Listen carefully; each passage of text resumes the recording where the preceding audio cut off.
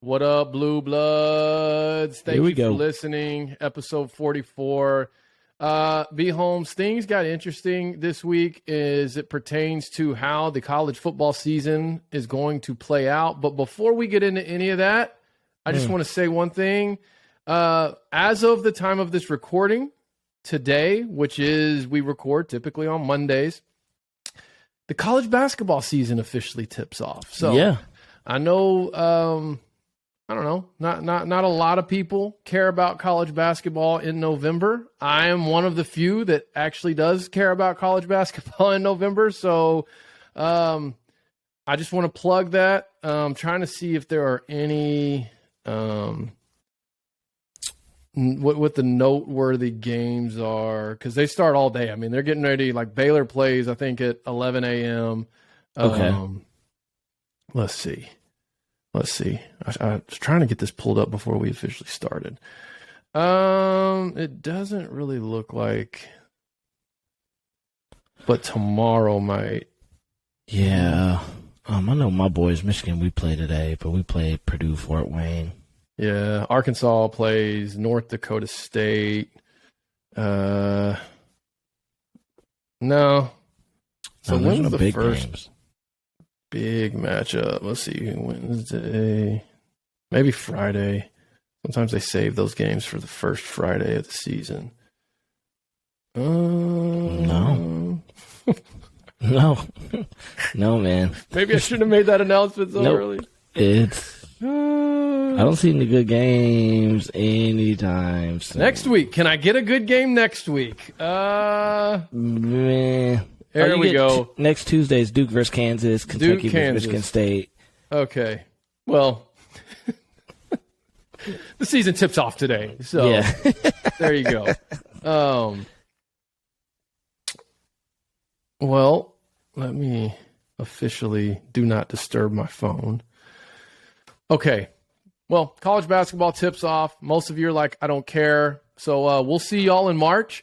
But those of you that like a little college hoops, right now, this week, there's not really anything worth watching probably unless you just love basketball or you have a specific team you follow. I will be watching Arkansas on the ESPN Plus app, which is where these early games typically are played, unless it's a Duke, Kansas, which I guess we'll see next Tuesday. But all that being said, B. Holmes, let's get into it. Let's get into what was week 10? Are we already at week 10 of college football season? Yes, we are. That was week 10. That's crazy. Goodness. I feel like we were just starting the season like 2 weeks ago. I mean, we're a month away from championship weekend. This is it. Which, honestly, championship weekend's almost becoming better than, like, Thanksgiving weekend, because a lot of those games, well, one we're going to talk about today for like the fifth week in a row, will have some implications on championship weekend. But a lot of times championship weekend is more engaging and fun than the whole first half of bowl season, because nobody plays anymore. By the way, did you happen to see we've got a comment on remember the video we did last year on the 32-team playoff format? Yes. Yeah. So somebody commented on our YouTube, and it was two really long comments that was basically in support of that. Really? Yeah, I thought that was interesting because we was like, when did we record that? I'm pretty sure we did that last December. Last year. Yeah, that was forever ago. Anyways, well, if you've been listening the last few weeks, you kind of know the template we're following right now. But one little difference we're going to do is we're going to kind of switch up the order in which we discuss conferences, because I think the talk of the country right now is the SEC. Absolutely. So we're going to jump right into that. B. Holmes, what are your thoughts on what happened and what's going to happen in the SEC? Well, first and foremost, Georgia ran them boys out of the freaking gym. They just ran them boys out of the. It could have been way worse. The score to me doesn't reflect how bad Georgia, man. It was like a slow death. Yeah, that you knew was coming. It just felt like a boa constrictor just squeezing the life out of them. Georgia, I text Jaron Prince, one of my friends, after, and I was just like, you guys are winning the Natty. I just don't see anybody beating them, bro. Like, when they're humming, all cylinders go, they're locked in. Stetson Bennett, wow. Like, as much as I don't want to give the kid credit, he came out firing. Yeah. He came out firing. Well, I heard this. Somehow his phone number got leaked, so they were calling him all night. That's why after he threw the first touchdown, he did the phone signal. Yeah, they had been blowing his phone up all night. So, I mean, the dude's just, man, Brock Bowers is the real deal. I mean, I'm looking at them. The Brock Bowers, the Darnell Washington lineup, the 2 tight ends. Then you got Eric Long, the guy that transferred in from LSU. I mean, bro, they're just loaded. I don't think anybody's going to beat them. But, I do have a but. Yeah, I want to hear How about them boys down in Baton Rouge? Yeah. This said it. Night game, Death Valley. The way they looked in that game. I'm not saying they can beat Georgia. I'm just saying. I was texting a friend about it. LSU just didn't look scared.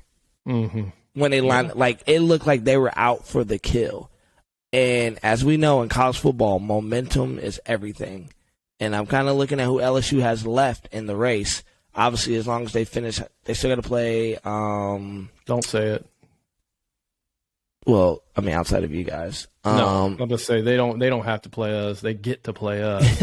So they have you guys on that in a second. Then they have UAB, and then A&M. So they could essentially, they should win out. And I'm liking that matchup in the SEC championship. Daniels, the quarterback from LSU, the transfer that came in from Arizona State, looked shaky. You remember week 1 against Florida, and all year we've been kind of on him like, oh man, can he, his legs are the problem, but can he, if he plays the type of game he just played against Alabama, that I think potentially that can give Georgia some fits. I'm not saying they can beat them, but I'm actually liking my view on the SEC has changed a little bit. Originally, I thought only Bama could challenge Georgia. Now I'm saying if LSU just plays the way they did, they might be able to put up a fight a little bit. I don't think they're going to beat them. I think by far UGA is the only tier 1 team this year. I think everybody else is tier 2. So who would you rather see play? Let me ask it this way. So you think LSU puts up a tougher matchup for Georgia than Ole Miss? Yes. Okay, because Ole Miss is not out of this thing. I know they're not. Now, yeah. The only argument you could make for LSU, not for them, what am I trying to say? The only argument you could say that their finish to the season is not a complete cakewalk is the fact that the last 2 conference games are on the road.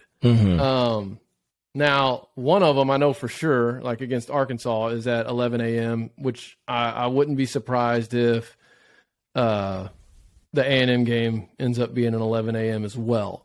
So, yes, by everything we see on paper, LSU should win out. But if Ole Miss can beat Bama, which, I mean, what's wild is to think Bama losing 3 games in one season. I don't know. I'm not ready to say Ole Miss is out of it just yet, especially like Bama. I don't really know what the problem is. Defense is not what you typically expect from a Bama defense. And it just feels like Bryce Young literally has to do He carries everything. That team. Well, we were talking about this. I would love to hear your perspective on this because I was talking about this with some people. I think this is the first time in the playoff era that Alabama has been eliminated from the conversation. What year was it when what was 2019? I feel like 2019 was the only other year because that was LSU's miracle season. Oh, yeah. And I think you knew going into the CFP, Bama, maybe they were still trying to. In fact, I want to look that up now because I feel like they were kind of out of the conversation by that point. because they lost 2 games that season. I just don't remember who they lost to. LSU. Oh, they lost to Auburn. That's what it was. And they lost to Auburn. That pretty much sealed their fate. So, and then if you look at that season, what was it? It was Clemson, LSU, OU, and who was that 4th team? Was it Ohio State? Might have been. Was that the year the Justin Fields threw the interception against Clemson in the semifinal game? Or was that 2020 COVID year? No. COVID year, they made it. They lost to Bama. They made it to the championship game. That's right, because they got blown out that game. So, yeah, it might have been 2019. You might be right. I'm looking right now. I think that's how it played out. Because that was actually like an intriguing CFP where it was like, wow, like we don't have Bama in here. You still had Clemson, who was there every year. But then how did that – let me see that game real quick. Because that was I'm telling you, I think it came down to like the last possession. Yeah, 29-23. And if I recall, Justin Fields threw an interception in the end zone to end that game. Like Ohio State was going down. But by that point, I mean, LSU had just throttled, I think, OU in the semifinal game. Yeah. And it was kind of like nobody's beating these dudes. Yeah, one of the best teams ever. Yeah, 63-28 OU. So it was kind of nice. It was like, oh, okay, someone else other than Bama. It was finally other than Bama, Clemson, but Clemson was still in there. But back to your question. I just think, I guess the follow-up is, where does Saban go from here? And I think that's an allude to the greatness of Bama, that they lose 2 games and we're like, whew. Like that's a down year. Here? Yeah, that's like a down year for them. But it really is like, where do they go from here? I mean, I think they're just going to continue to do what they do. For whatever reason, I don't know that Saban just doesn't give me vibes that like he's going anywhere anytime soon. It's kind of like Belichick in the NFL. Yeah. I mean, I can recall almost a decade ago when it was like, okay, is this the last hoorah for Belichick and Brady? And it's like, here we are almost 10 years later, and like Brady's still playing, but obviously I think he's about to for real be done. But Belichick, it's like, no. I mean, he's got him a young quarterback, 2 young quarterbacks. Yep. And so with Saban, but what it does make me think about are some things that we talked about in the offseason, which were sort of balancing the landscape of college football, talking about if teams like Miami, Florida State can start to get some recruits. Obviously, Georgia right now is the biggest thorn in Alabama's side because a lot of the kids that they're getting in recruiting, Bama's used to getting, and now you're starting to see the power shift. But, I mean, if Tennessee's about to – I mean, if this is not just a flash-in-the-pan season for them, if they're legitimately about to make some moves. But where do they go? You know where I think Saban goes? I think he goes to the transfer portal. Because – I mean, there's no reason to think he can't dominate the transfer portal the same way they've dominated, high school recruiting over the last however many years. So I don't know, man. Like, I don't know why I would rather see Ole Miss playing in the SEC championship than LSU. I don't know why. Like I said, I don't think it's going to happen just because LSU obviously is in full control of their own destiny. And I don't know that Ole Miss is going to beat Bama, not because I don't think they can, but man, I don't see Bama losing 3 games in a season. Like, that's what's sad. It's like the thing Ole Miss has going against them more than anything going into this game is the fact that Bama's lost 2 games already. And I'm like, man, Kiffin's probably like, gosh, why couldn't they have just beaten LSU? For 2 reasons. One, so they would be coming in, having a chance to play for this. On a 1-loss season. But then that would put the destiny. Ole Miss would be in control of its own destiny at that point. So here's a question for you. Yeah.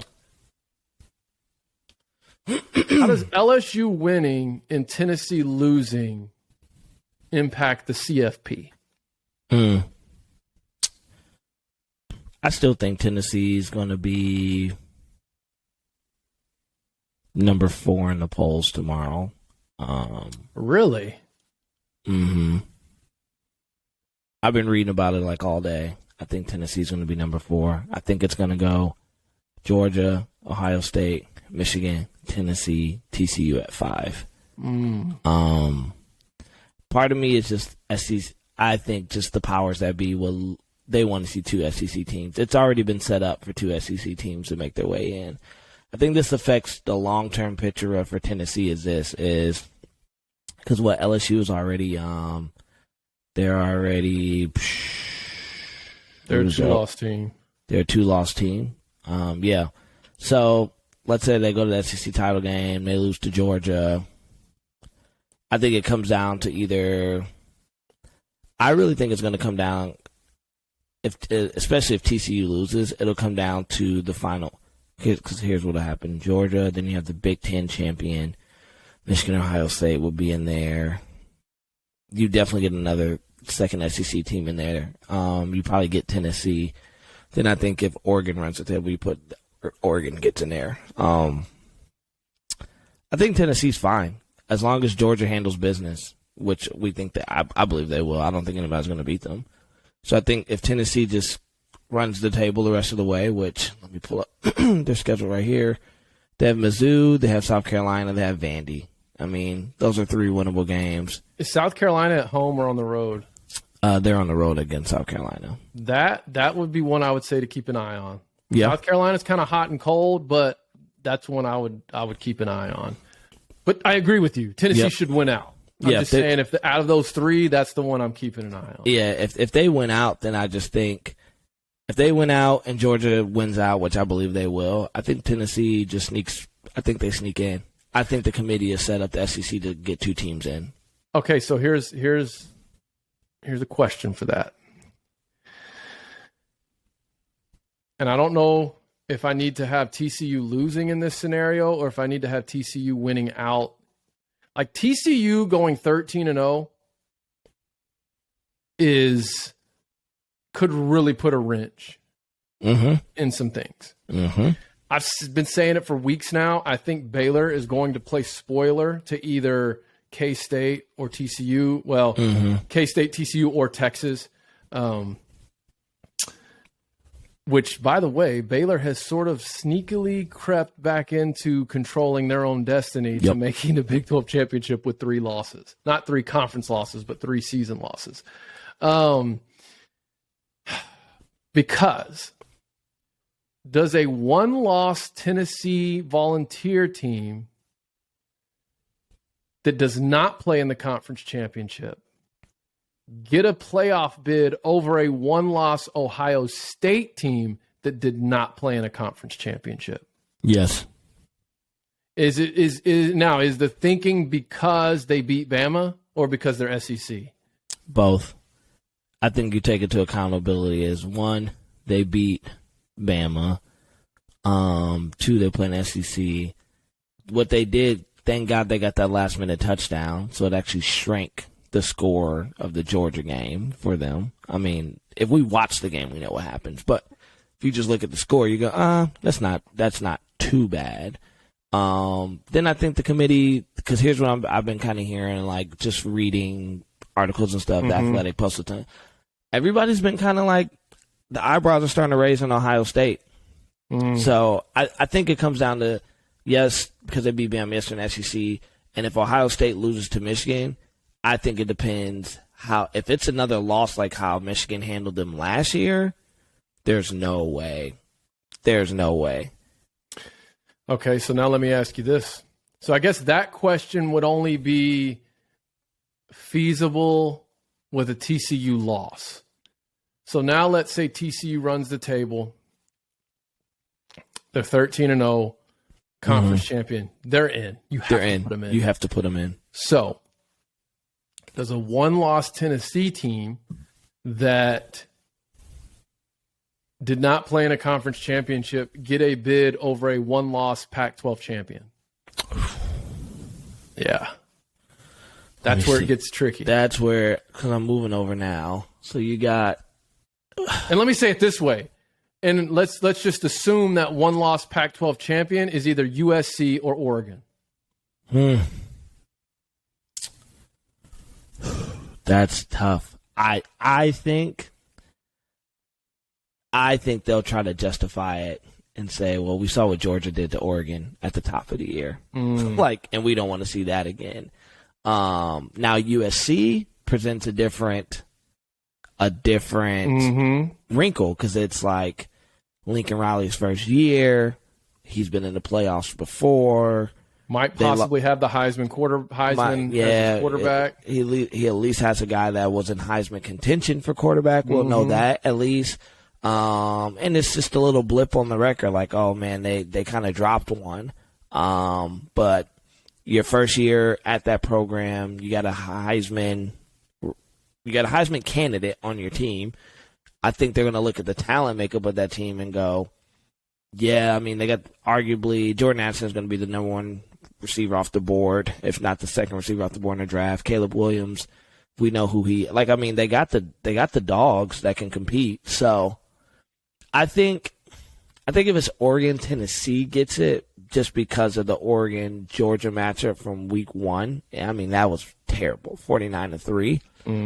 But I think if USC wins out, you know, they're a one-loss Pac-12 champion. You have the undefeated Big Ten champion, because that's going to happen, whoever wins the game. Undefeated TCU and undefeated Georgia. I think you then got to go USC.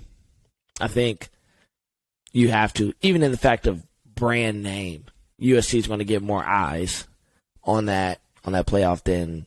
Because here's the thing, I think they would love to avoid is rematches as best as possible. If I'm on the committee, I'm trying to avoid a rematch. I'm like, I've seen Georgia-Tennessee play. Like, we know what that looked like. I saw Georgia play Oregon. So if USC wins out, I'm like, I think that's the best thing the playoff could do, because now you have representation from the big major players, the Big Ten, the SEC, the Pac-12, the Big 12. Let's roll the balls out there. We all believe we know what's going to happen is Georgia's going to run the table on all of them. But I think that would probably be the best case scenario. So I think if USC wins out, I think they get in that situation. I do too, and I think they should. I even think Oregon should. I think a one-loss conference champion should get in over a one-loss team that didn't make their conference championship. Yep, I agree. Now, here's where it gets even more interesting. This is why we started, if you're listening, this is why we started with the SEC, because ultimately the SEC is going to dictate everything else. That's true. Does Ole Miss beating Bama keep Tennessee out of the CFP? Because now the one justification for keeping Tennessee as that 4th seed has now been a little bit more tarnished, because it's like, God, they beat Bama, but like now it's like everyone's beating Bama this year. Yeah. So it hurts the resume. It hurts the resume. They need Bama to like kind of win the rest of their games. Yeah. Because here's what that would also create. If Ole Miss wins out and Tennessee wins out, both are going to be 11-1, not playing in the conference championship. So why would you put Tennessee in over Ole Miss? You can't do that, right? Because the justification for both of them is the same thing. Well, they both beat Bama, right? So at that point, to me, you have to go, all right, they sort of wash each other out. Who's the next one-loss conference champion? Now, God, we could do this all day. Where it really gets where it really can get even more complicating is if TCU loses, and now you got at that point, I mean, TCU in theory could still lose and then win their conference championship. But like, let's just say Baylor or Texas win the Big 12. I can't believe I just said that, but like Texas right now, they have a shot. They have a shot. I don't think they're going to do it, but they have a shot. In fact, don't they play TCU this week? This week. This is a big game. This is a big week for them, yep. Kansas State's not completely out of it either. But let's just say whoever wins the Big 12 is kind of a 2 or 3 loss team. So okay, they're out. You have a 1-loss Pac-12 champion, and then let's say Clemson wins out, or North Carolina. I'm telling you, it feels like it's setting up. I don't even know what my question is. It feels like, though, it's setting up where like you have to expand this thing. You have to. I think this year shows it. I think here's the thing. If TCU loses, and let's say North Carolina runs the table, you got to give them a real look at, do you put them in the playoff? You have to give them a real – now, because things could get sticky, and this is what I'm saying. This is why I kind of almost want LSU to go to the conference title. Because let's just say, man, momentum is everything in this game. Momentum is everything in college football. Let's say LSU runs the rest of the table. They beat Georgia in the conference championship game. Now we get really sticky. Yeah. Now we really have to have some real, like these next 3 weeks plus actually conference championship week. I think is huge. For me, it's 3 weeks because the game is in 3 weeks. I think that the Big Ten comes down to that. No one's for the Big Ten West going to beat the Big Ten East. No. That's going to solidify who's representing the Big Ten in the playoff. Then conference championship week, I think, dictates the rest of how that's going to fall. It's going to be interesting, dude. It's going to be interesting. I just don't. I'm going to tell you where I'm at. I'm rooting for TCU. I am. I think it'd be cool to see them in there. Sonny Dykes. I think that's a really cool program. They're in a hotbed of talent. I think that's good for the Big 12 as all this conference realignment is going to say, yeah, we lost our 2 heavy hitters, but look at us. We don't need them. We're still going to the playoffs, which we know TCU is in Fort Worth, man. That is like a hotbed of talent in that Dallas, Fort Worth, that DFW Metroplex. I mean, you live down there. I've lived there. I think that's great. I would love to see that. I would actually like to see USC compete for it, man. I like Caleb Williams. I love what Lincoln and those guys are doing out there. I just want to see some more chaos, if I'm being honest. I would love to see LSU or whoever plays Georgia in the conference champion. I would love to see an upset, pull that thing off. Because then it gets real weird. Right. I would even more like to see LSU do it just because they have 2 losses. So now as the committee, do you put a 2-loss team at the 4 seed, but they beat Bama, Georgia? I mean, if there's any team that can get in with 2 losses, as we know, LSU made it to the BCS championship with 2 losses. That's a strong resume, bro. Because who does their conference loss to? I'm going over there now. What's crazy is they should have lost to Mississippi State. Oh, they lost. Oh, they lost to Tennessee. Oh, it gets sticky, man. Yeah. So it's like, okay, so LSU winning it all, does that increase Tennessee's? So that is a weird scenario. Because if Georgia loses in the SEC championship, are you really not going to put them in the CFP? It would just depend how everything else fell around them. It really would, wouldn't it? Let's talk about some of that. Yeah. So if Georgia loses in the SEC conference championship game, you have an undefeated Big Ten champion, Michigan or Ohio State. One of them is going to be there. So boom, that's probably your number 1 seed at that point. Let's say TCU still runs the table. That's a guaranteed. You got to play them. Now, if you have a 1-loss Pac-12 champion,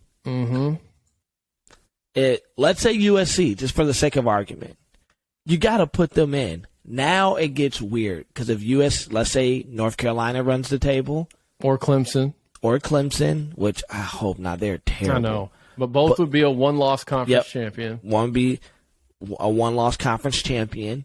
So, and we know what the committee thinks about Clemson is they have a heavier, better, tougher schedule.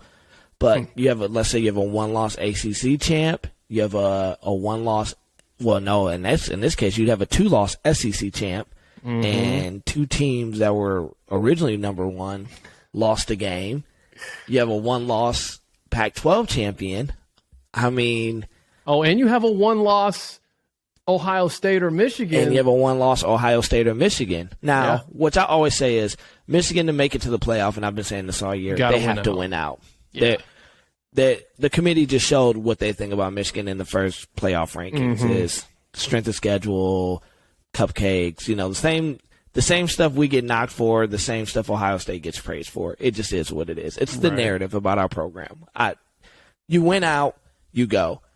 But if Ohio State loses, let's say they lose in a close loss, I think the committee starts thinking a little bit like, man, like what do we – this is why I'm hoping for the Georgia loss. Because to me, I really want to put the pressure on the committee because if then it forces them to expand sooner than later. Because if we get into that type of scenario, Trey, which I don't think we will, but if we do, you got to think there's going to be about 4 pissed off teams because they're all going to be fighting for why they deserve to get that final slot or one of the final 2 slots right there, which is going to force the committee now to have to answer why they picked that way.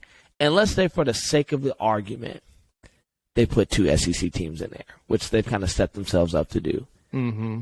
It would explode, and an expansion would have to come because what we all know about this, like let's take records and all, we know these conference commissioners, what do they care about? Dollar signs. Mm-hmm. The playoff is big dollar signs.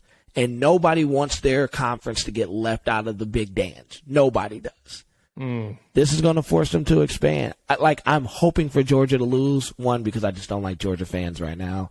They are so annoying. But also it puts the committee in a tight spot where now it's like we got to go to expansion because everyone's going to have a good case, man. Well, we're seeing how it's shaping up now. There's going to be 2 or 3 teams that have a good case for that last slot regardless. Well, and I'll tell you this.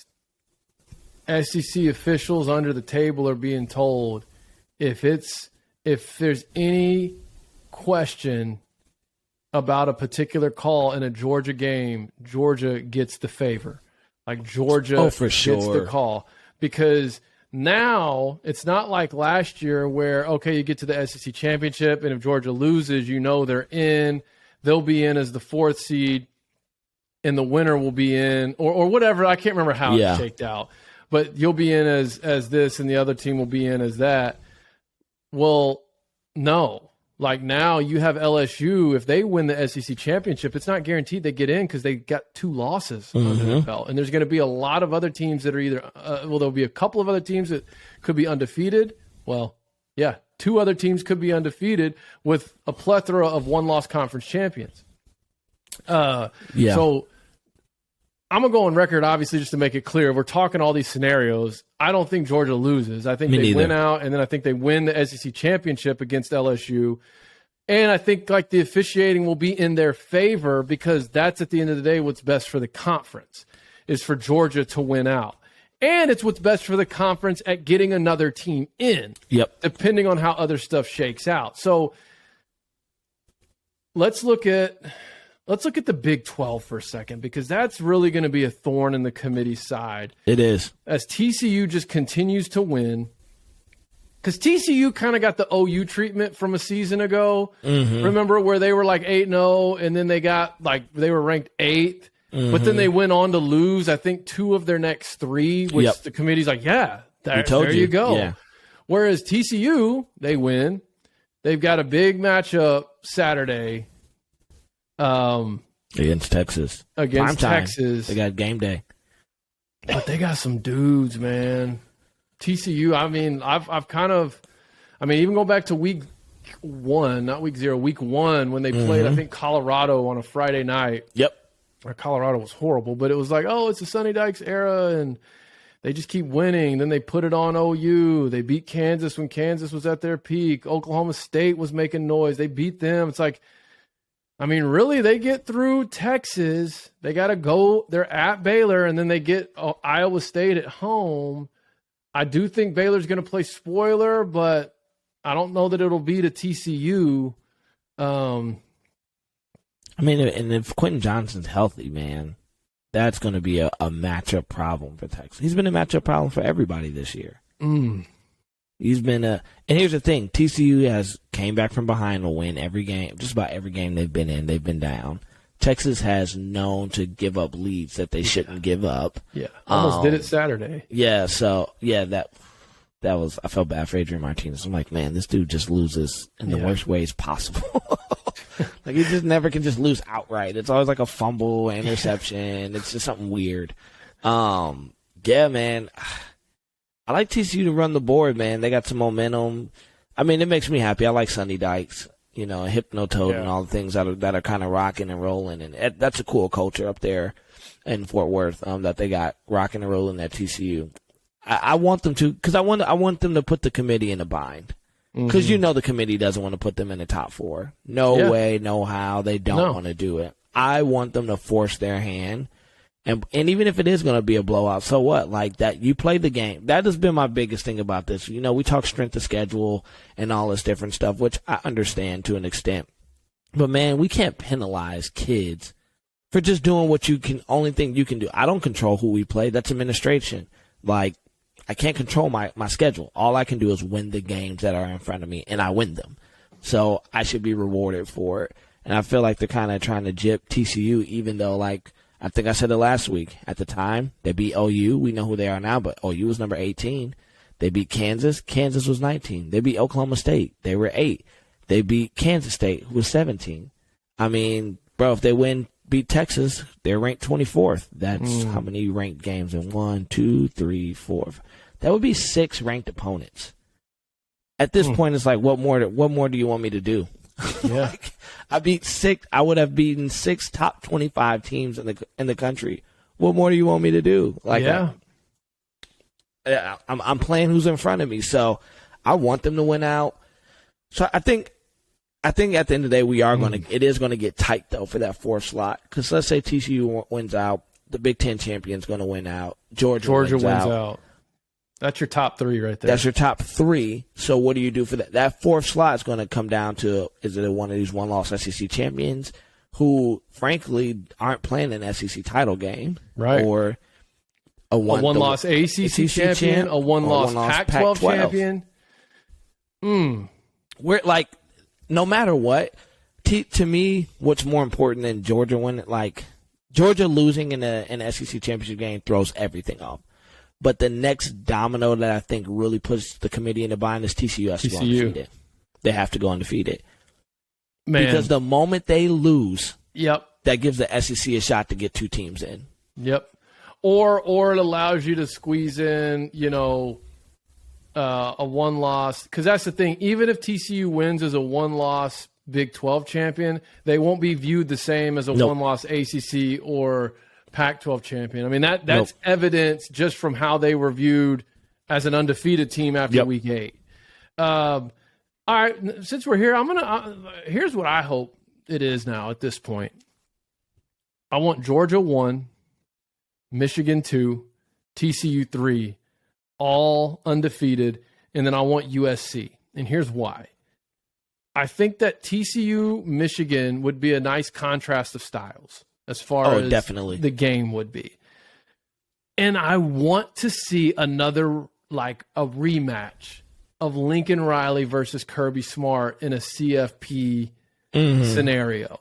Because that's the one team that gave Kirby some, that was a great game, that Rose Bowl. I think it was Baker Mayfield year. Yep.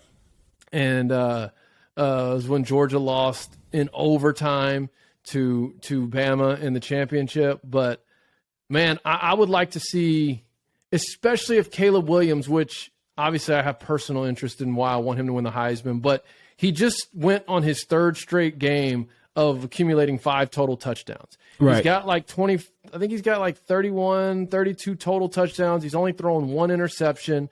And I just, man, that could be, but I also wouldn't mind a rematch of Georgia-Oregon because I don't think it would be as bad as that first game was. Yeah, me neither. Oregon's gotten a lot better. But since we're talking about that, have you seen the smoke around Dan Lanning to Auburn? I have.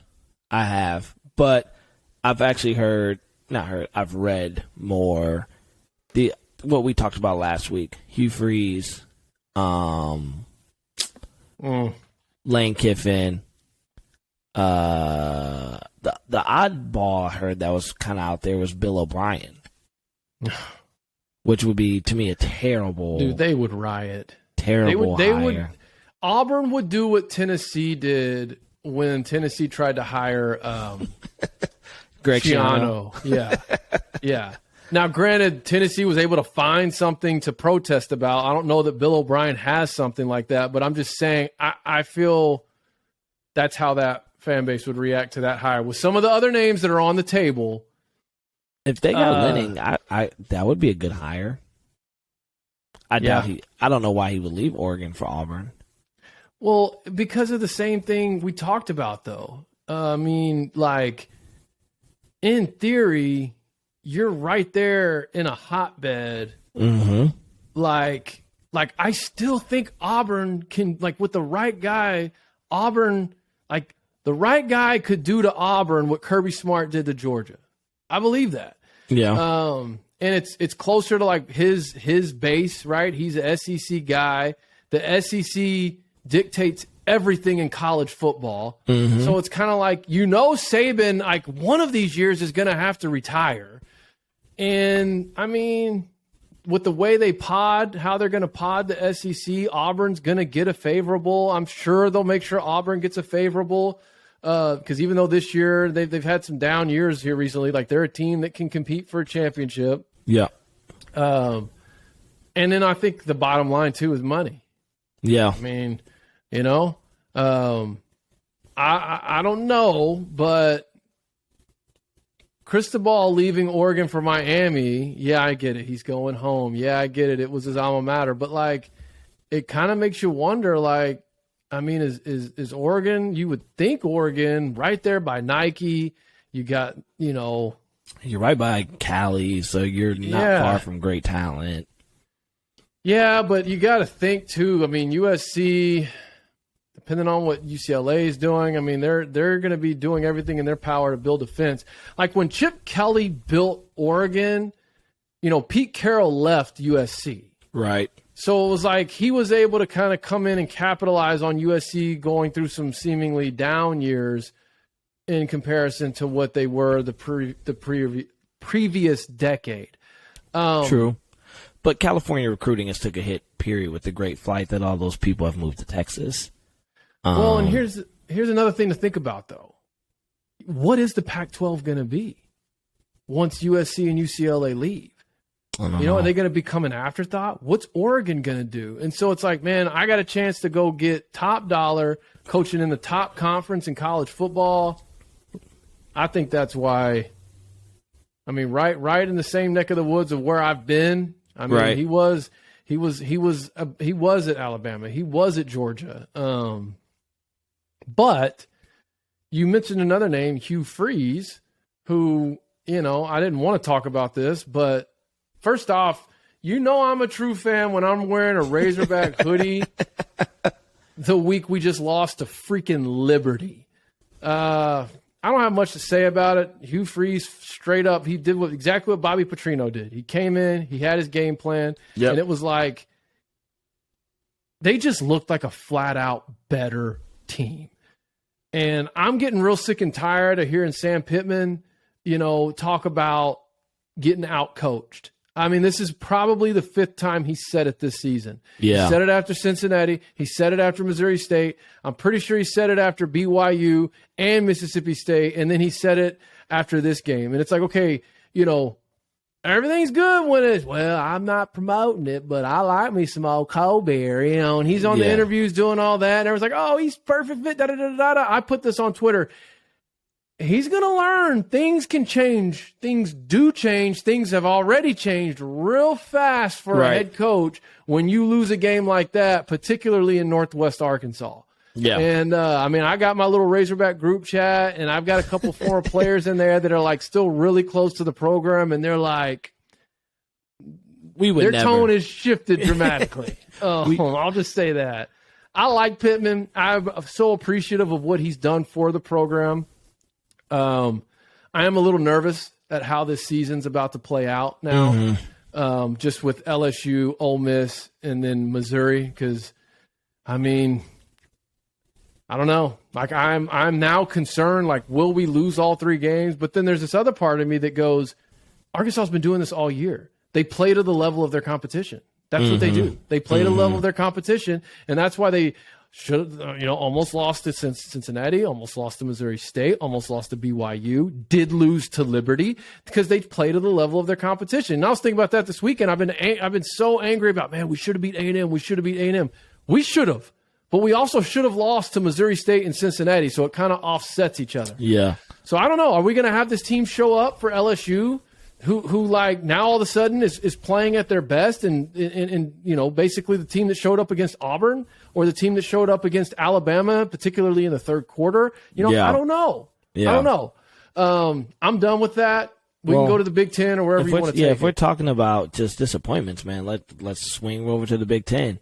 I mean, it was a rough day in the Big Ten. I think through and through. Let's first the fighting Brett Bielema's Illinois drop. Which I was really disappointed in, man. Like, Michigan State is out 8 players after the deal. Hold on. Before I kind of pivot to that, I do want to bring some clarity because I found out some clarity about this Michigan situation in the tunnel. Okay. And I thought I would never bring this back up. Come on. But just based upon some people who were saying, well, we did see the video of Jaden McBurrows hopping through them or whatever. But then so everyone was saying, why was Jermon Green? Like, why were they leaving early? Well, Green and McBurrows always go up to it's been stated and it's been proven, they always go up the tunnel early. Green specifically, he has a twin brother on the team. He specifically goes up the tunnel early because his dad is a truck driver and they're from DeSoto, Texas. His dad drives up every week from Texas to Michigan to go to the game when it's a home game. So he normally doesn't stay and celebrate. He gets to the locker room, showers, so he can go spend some time with his dad and his family before they get on the road to go back and drive back to Texas so his dad can go to work on Monday. So just wanted to bring some clarity. I'm not really going into the deep end of that, but I thought that was a pretty unique fact for everyone that was out there. Like, they shouldn't have been in the tunnel. They knew what time it is. And it's like, well, Green's pretty soft-spoken, which I was shocked to happen to him, and then to kind of find that tidbit where there is video proof that every week he goes up these 2 guys walk up the tunnel early together, partly because they're friends. Green's mentoring McBurrows, but Green's going to go spend some time with his family, who drives up from Texas, which is a 20-hour drive, or 18 hours. It's crazy. Anyways, back to the game. Brett Bielema, bro, they just blew it. Yeah. They blew it. And to me, I just didn't understand it because I'm like, Michigan State's down 8 players, key contributing players at that fact. And I'm like, Michigan just laid out the game plan for you guys. Just run the football. They can't stop the run. We know their secondary is weak.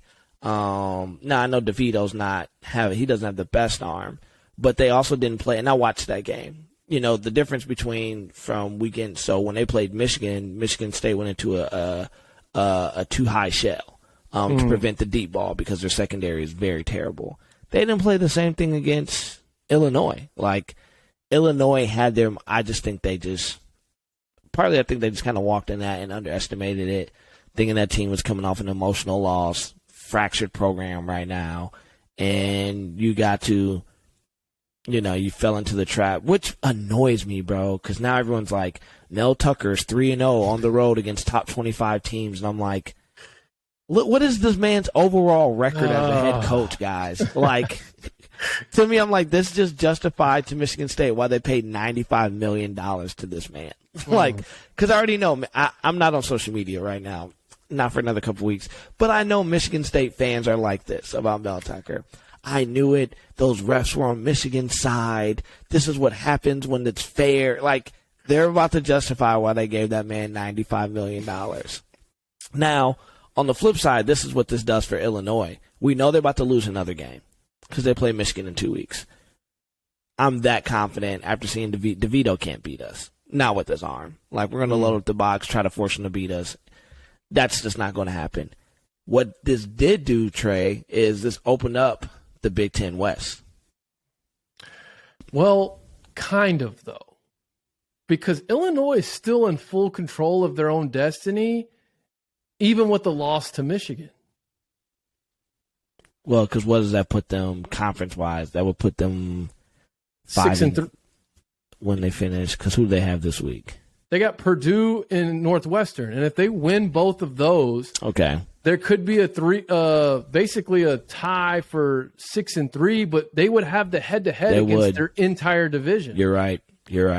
That's why it's even worse. It's like, God, you coughed up a game like you didn't even have to win. Yeah. That's true. You should have won. You didn't have to win, yet you lost. Like, that is the quintessential Brett Bielema thing to do. At least what I remember at Arkansas. Yeah.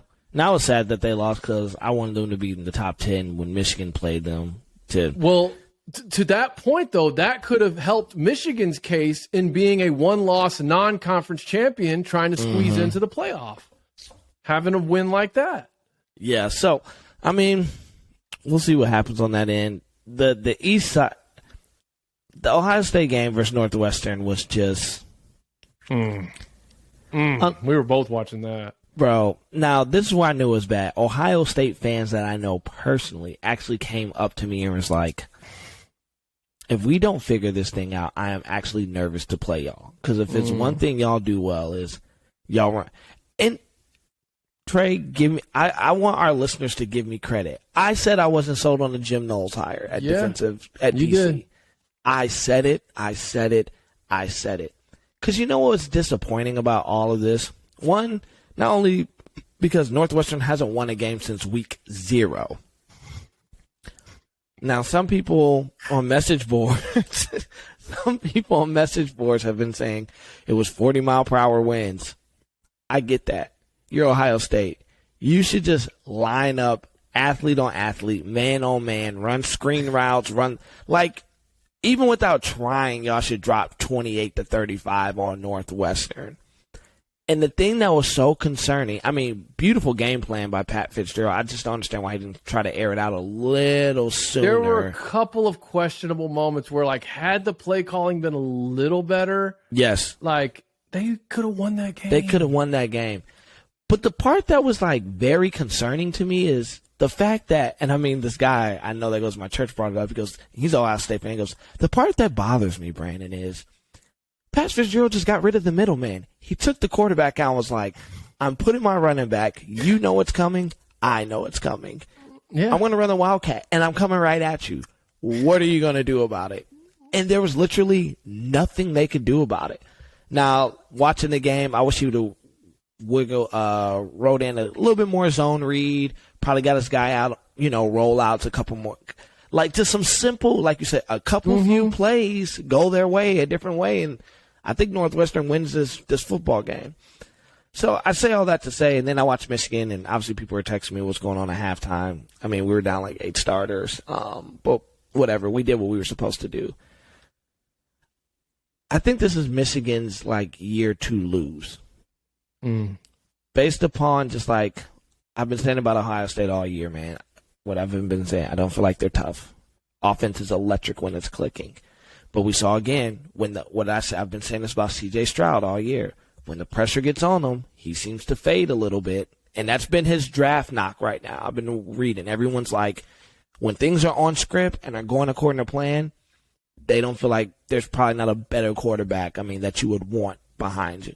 But when things get tight and a play has to be made and the pocket starts squeezing and the moment gets bigger, he seems to kind of shell up a little bit. I think this is Michigan's conference to lose, honestly. And I'm not saying that arrogantly. I just think the way they play football, it just goes completely into where Ohio State is weak this year, which is they can't stop the run. Penn State did it to them. Northwestern, who is by large and large way worse than we are. Iowa did it to them for a little bit.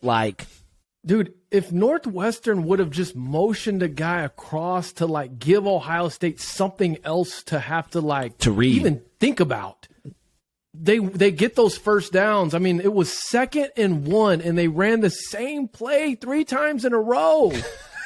But it was they snapped it right to the running back. But no motion, no fake, nothing. I'm going, if they would have just done something like that, they get that first down and keep the drive moving. Well, the whole time I'm like, why aren't they doing like a little pop out off the Wildcat? It's like something.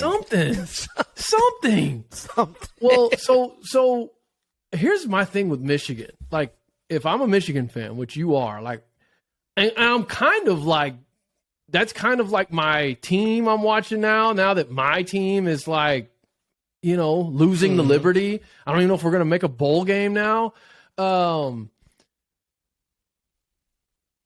They have a very, very strong path to the championship game if they can win the game, beat whoever, whether it's Illinois or it might be Purdue, because really Illinois and Purdue, it's weird. I don't know how the tiebreakers go at that point, but whoever they get from the West, take care of business there, because it's looking like, like the greatest thing that could happen for Michigan, other than them winning out and taking care of business themselves, is Georgia winning out, because then you're not going to have to play them in that first CFP game, because at that point you're going to be 1-2. And honestly, I'd say TCU winning out. Yes. Yeah. I mean, I don't know a Michigan fan that would complain about winning out and having TCU as that first game.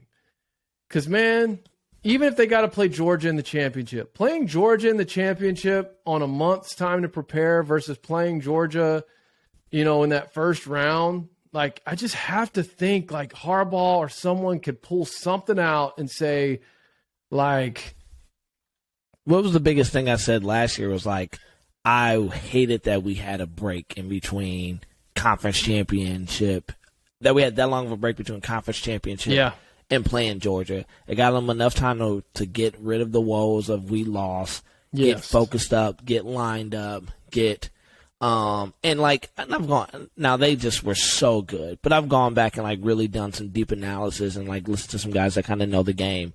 The margin of error for Michigan was very small, but the play calling was actually good. It's just players the moment was too big. They kind of miss them. Because here's the thing, and I know people are going to say this, like, and not just hang here just on Michigan, I'll tie this up. I think one of the big things is, because people were texting me even about, because we were down the records I have, and I think coaches really want to see what did JJ have. Where is he at? And let me say this to all the Michigan fans who are like, they need to let JJ air it out. I got reminded really quick this past week, like he's 19. He's 19, playing his first full year as a starter in the second best conference in college football, like at a major program where the target is like always on your back. And I think it's interesting because I'm watching him, like we're watching him grow. So each game he get, like in the beginning of the year, he was always trying to take the deep shot. Now he's doing a little bit more Cade McNamara, take what they give you.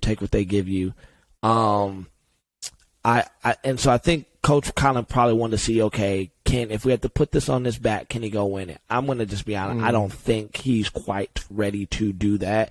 I think the key to Michigan's success is this. Obviously, running the football. I don't know if there's a better, outside of Bijan Robinson,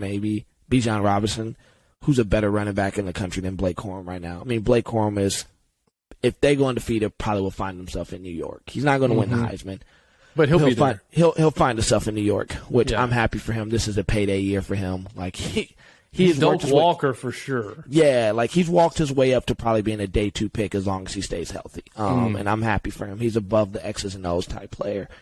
I think the key for Michigan is, and I said this last week, J.J. McCarthy just has to not turn the football over, throw for about 175 to 215. If he can get a touchdown or two in there, great. Because if you look at the touchdown passes he made this week, were a great, they were NFL quality throws. So you can see the talents there. It's just like 175 to 220, no turnover. And as long as Blake Corum and you use JJ's legs enough as a threat, they can essentially hang with just about anybody probably outside of Georgia. But even then, that gives Georgia fits. You get them on the move. like you said, the best thing that can happen for me is Georgia wins out, and the best thing, honestly, that can happen for me, Trey, is Georgia loses in the SEC championship game and we win out. Then TCU wins out. But the most likely best situation for me is they win out, we win out, TCU wins out. Well, no, what I was going to say, though, the problem is then you might run into what you ran into last year, where you got Michigan number 1, Georgia number 4, or 2 and 3. I can't remember. I think it was actually they bumped Bama to number 1. They did.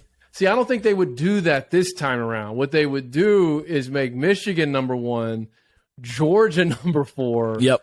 And then whoever sandwiched at 2 and 3. But we'll see. I mean, we know what the Big Ten's coming down to. It's the game. The game matters. Mm-hmm. The only thing is it's in Columbus. So Michigan they haven't won there since, like, I think 2003. They just have to play the type of game where you don't put it in the ref's hands. Sure. But I think I think Harbaugh's really, it's sinking in because he sat 8 starters this past week to get healthy. You saw, like, Blake Corum only touched the ball really, like, he only had, like, 19 carries. He only had 1 carry in the second quarter.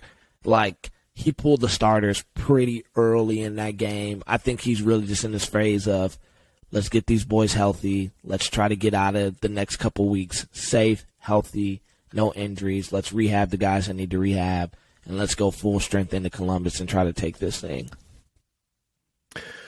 Well, we talked TCU in the Big 12. We talked SEC. We talked Big 10. We talked a little Pac-12. I don't have a lot to say in the ACC, but does North Carolina, I mean, even Clemson at this point, both are sitting with 1 loss, and both of them are sitting with a 1 loss to Notre Dame. But does either of these teams have a chance? I don't know why, man. I think South Carolina is going to beat Clemson. That would be pretty epic. It would be. But I'm thinking the ACC is probably out at this point. I do too. CFP. I do too. I don't think they're going to give their best shot was Clemson going undefeated. I don't think or Clemson going undefeated and being in the top 4, or at that point probably would have been top 3, and then that would have given North Carolina a chance to win and be a 12-1. The problem is being a 12-1 ACC championship, having just beat a team that's not even in the CFP ranked in, it hurts your chances. It does. So I don't know if either one of these can do it. Yeah, it's interesting. I mean, last thing I guess I have to say is, man, shout out to Marcus Freeman, man. Yeah. Dude, the dude's tenure didn't start out too hot. And for him to, I mean, they lost to OSU, then they lost to Marshall. They dropped that game to Stanford. So, but to come 2 back-to-back top 25 upsets and this one to be a top 5 upset, I mean, this is going to be, because what are they, 5 and, what are they? What is it? They're 6-3. So they have a way to rebound because they have Navy next week, then they have BC, then we have the end of the year one against USC. So they have a way of finishing this first year 8-4, which I think is decent, I just didn't want to see him go out tough, because it was not looking good in the beginning. No. It looked like they were going to be like a 3-4 win team. It looks like they're going to go bowling this year. Hopefully it's enough. With how they're playing, it helps a team like USC because it sort of increases the significance of that game. Here's what I find interesting. So,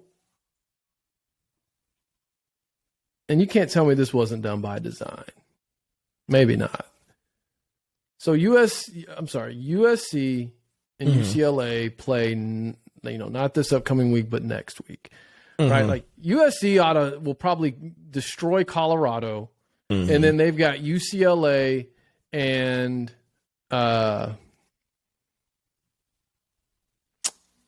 Notre Dame. Yep. And then I think I don't know if they control their own destiny at this point, but depending on how some things shake out, I think that Oregon-Utah game is going to be big for USC. Yes. But depending on how that shakes out, could be looking at a Pac-12 championship. But the week before USC, UCLA. USC is playing on Friday night. Yep. And USC has the late game on Saturday night. So USC is getting almost a full 24-hour rest advantage over UCLA going into that game. Mm-hmm.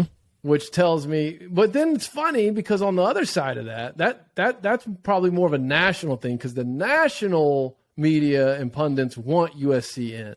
Yep. But there's been some smoke around the conference sort of trying to screw USC because of them bolting their like the Pac-12 because of them bolting to leave to go to the Big Ten. And it's funny because the USC games that I've watched, there have been like that. The Utah game, which they lost by 1 point,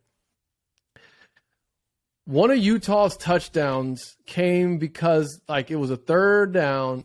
Mm-hmm. USC got a stop, and they called a personal foul penalty flag that was awful. Mm-hmm. But I don't know. There was some stuff that went against Utah. I don't really remember. Whatever you say, I'm just saying. USC has a full 24-hour rest advantage going to that UCLA game that, at this point in the season, it matters. It does. But that's all I've got for this episode, man. That's all I got, man. It's about to get sticky these next few weeks. Yeah, well, if you're listening, watch some college basketball this week, even if you don't like it. And then we'll have another round of college football waiting for us starting on Thursday, but it really gets going. I mean, I guess Friday night you got USC. Yep. And then this weekend, that TCU Texas game I've got my eye on. I think that's the game of the weekend. That TCU Texas is probably the game of the weekend. Yeah, it's got some ramifications on it. Because outside of that, well, you have TCU that, and then you have the Alabama Ole Miss game, which has some. And then be on the lookout. UNC plays Wake Forest. I need those boys to win out. Yeah, I'd like that. I'd like to see UNC win out. Well, that's all I got, man.